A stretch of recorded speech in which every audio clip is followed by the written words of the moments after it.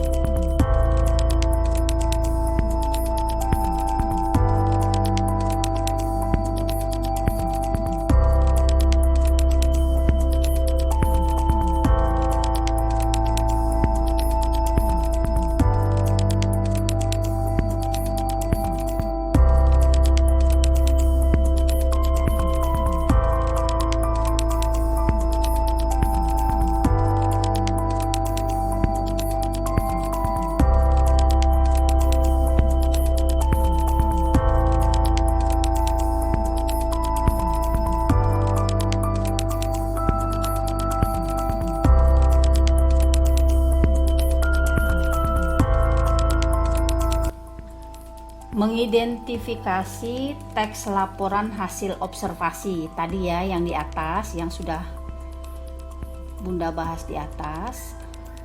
Apa saja yang harus diidentifikasi? Kan tadi ada 3. Pertama, isi pokok teks. Kedua, struktur teks. Ketiga, kaidah teks.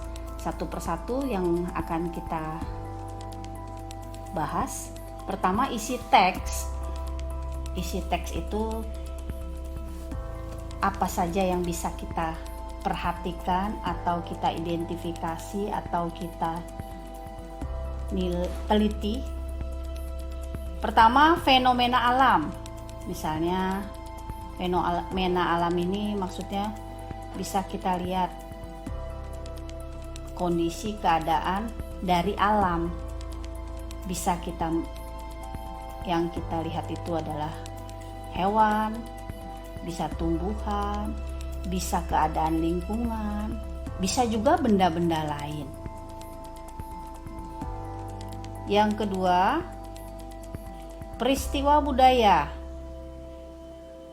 Peristiwa budaya ini contohnya bisa bahasa, salah satu bahasa kita mau teliti, misalnya bahasa Dayak.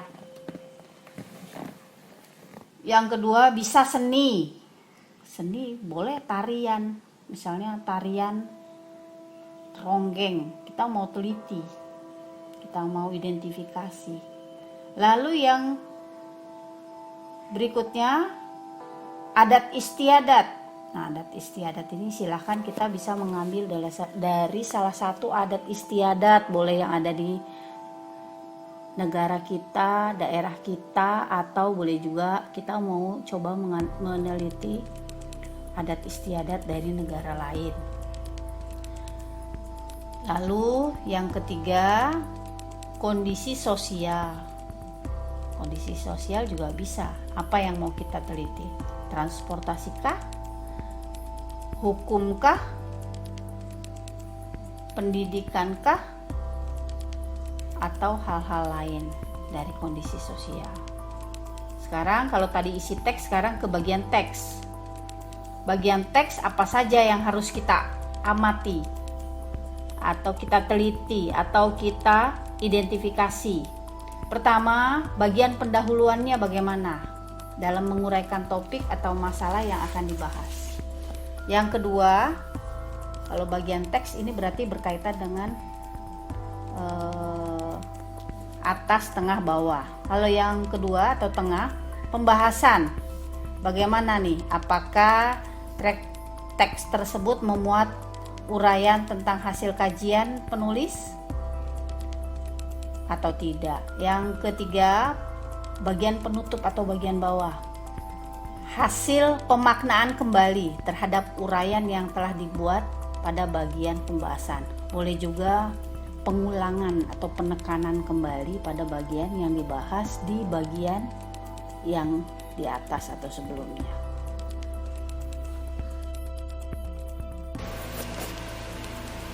Selanjutnya, mengidentifikasi teks laporan hasil observasi. Mengidentifikasi pada bagian struktur teks.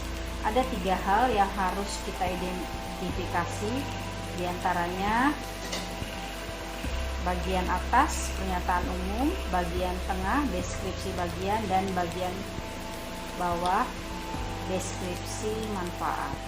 Pada bagian pernyataan umum yang harus kita perhatikan adalah biasanya pernyataan umum itu berisi kalimat-kalimat yang menggambarkan fenomena yang akan kita paparkan atau yang akan kita jelaskan secara umum. Itu adanya di bagian struktur teks yang atas atau pernyataan umum. Berikutnya yang harus kita identifikasi adalah pada bagian deskripsi bagian. Apa itu deskripsi bagian? Biasanya berisi perincian ataupun pembagian dari objek yang digambarkan. Ini di sini pada bagian ini akan dirinci, dijelaskan dengan secara rinci. Selanjutnya yang harus kita perhatikan dalam mengidentifikasi struktur teks adalah deskripsi manfaat. Deskripsi manfaat ini berisi penjelasan tentang faedah, kegunaan, ataupun dampak, boleh dampak positif atau dampak negatif dari suatu fenomena. Berarti fenomena yang diceritakan atau yang digambarkan pada bagian atas. Itu kita jelaskan apa manfaatnya, atau kegunaannya, atau dampak positif dan ataupun dampak negatif.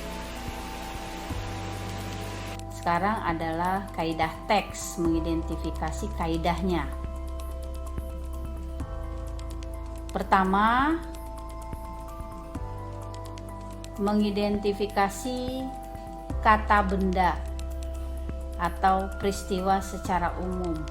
Nah, ini biasanya ada kaitannya nih dengan struktur teks, berarti ada di bagian atas.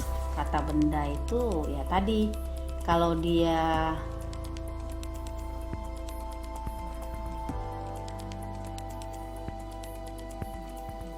adat istiadat, berarti kata bendanya misalnya adat istiadat suku Minangkabau. Nah, itu kata benda. Yang kedua, mengidentifikasi kaidah teks kata kopula. Kopula itu bisa sebagai kumpulan kata yang untuk menyatakan pendefinisian, boleh juga. Misalnya kata adalah, merupakan, yaitu, ialah, dan lain-lain. Lalu kaidah teks lain yang harus kita perhatikan, kata keadaan atau kata yang menggambarkan suatu keadaan. Misalnya, ini biasanya berkaitan dengan kata sifat. Ramai. Nah, kita akan membayangkan bagaimana keadaannya. Lalu sejuk. Nah, bagaimana keadaannya. Itu kan kita bisa membayangkan pada kata keadaan. Lalu berikutnya, kata kerja material atau kata kerja yang menunjukkan tindakan dan dapat kita lihat secara nyata atau terlihat. Contohnya, jadi ada aktivitasnya. Dia kata kerja tapi ada aktivitasnya. Nampak, bisa kita lihat dengan panca indera kita. Contohnya, memijat. Nah, itu kan kita lihat bagaimana proses memijat. Berikutnya, menonjok atau berlari, ya, kita bisa lihat tampak nyata. Lalu berikutnya, kata pengelompokan. Pengelompokan seperti contohnya dipilah, terbagi, terdiri atas. Nah, itu kata pengelompokan. Lalu kaidah berikutnya adalah kata teknis. Ini berkaitan dengan ciri khas laporan ilmiah itu tentang teknis. Misalnya rantai makanan. Teknisnya kamu tahu kan bagaimana proses rantai makanan. Simbiosis mutualisme. Apalagi yang lain. Fotosintesis. Itu dari segi biologi. Selanjutnya, menginterpretasi teks laporan LHO atau laporan hasil observasi. Apa saja yang harus kita interpretasi? Kita nilai. Pertama, menafsirkan kelebihan dan kekurangan teks LHO, kelebihan dan kekurangannya. Dari segi apa sih? Misalnya,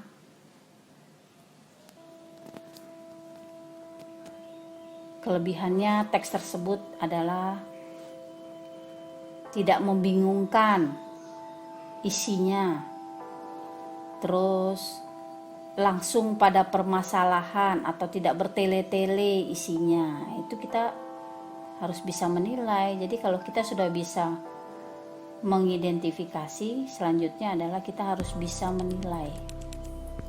Lalu yang kedua, tentang jelas tidaknya. Kalau tadi sederhana atau tidaknya, yang kedua jelas tidaknya, kalimatnya efektif. Misalnya kalian tahu kan kalimatnya efektif, tidak terlalu berlebihan, singkat, jelas, padat. Yang kedua, pilihan katanya tepat. Pilihan kata, istilah kerennya adalah diksi. Lalu berikutnya, dari segi santun tidaknya dan lengkap tidaknya. Kalau dari segi lengkap tidaknya, biasanya apakah teks tersebut disertai dengan alasan atau didukung oleh fakta?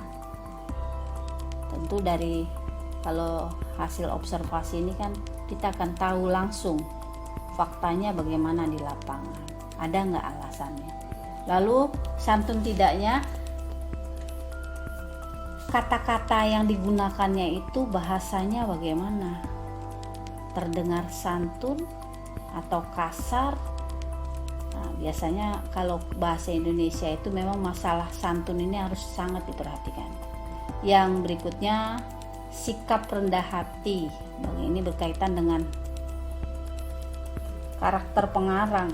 Kalau pengarangnya orangnya mungkin sifatnya, latar belakangnya orangnya rendah hati, biasanya makanya dia akan menerangkan hal-hal yang sekiranya tidak menggambarkan keadaan yang tinggi.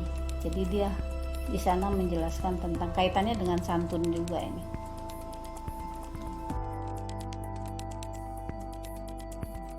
Menginterpretasi bisa, yang kita interpretasi adalah menjelaskan teks secara singkat.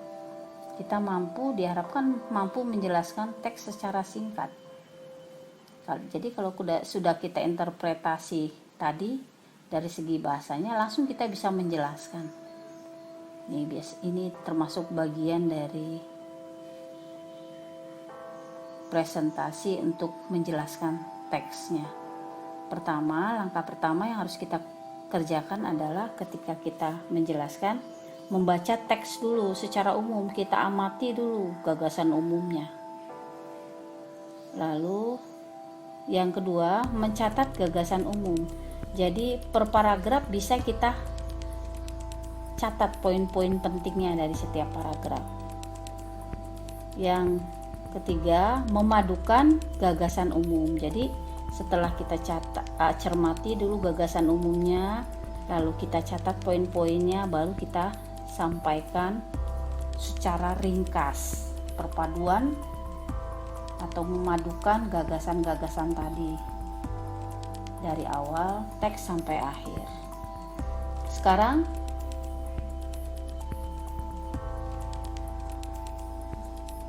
bagaimana cara meringkas yang baik itu?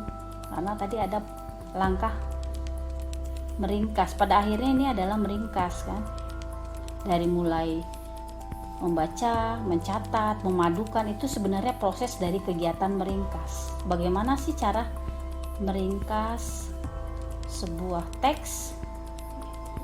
Judul teks itu maksudnya teks yang kita baca. Pertama, pernyataan umumnya cari kata kunci ke-1, ke-2 dan seterusnya dari setiap gagasan umum. Yang kedua, kita lihat deskripsi bagiannya. Deskripsi bagiannya apa nih? Bagian-bagian dari teks tersebut. Yang bagian tengah berarti deskripsi bagiannya, kata kunci satunya apa, kata kunci duanya apa, dan seterusnya. Kata kunci ini maksudnya kata-kata yang menjadi sorotan yang paling penting di sana, yang disoroti apa tentang di bagian ke tengah dari sebuah teks. Kalau tadi bagian atas, ini bagian deskripsi, bagian tengah. Yang terakhir, bagian akhir dari sebuah teks berarti deskripsi manfaat. Kita cari juga kata kuncinya, ke-1 apa, kata kunci kedua apa, dan seterusnya.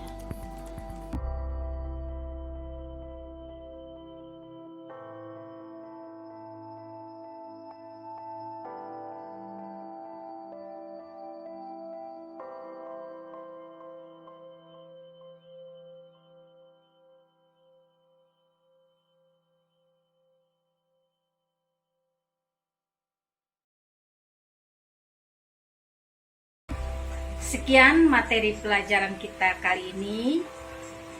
Sampai jumpa di lain kesempatan. Assalamualaikum warahmatullahi wabarakatuh.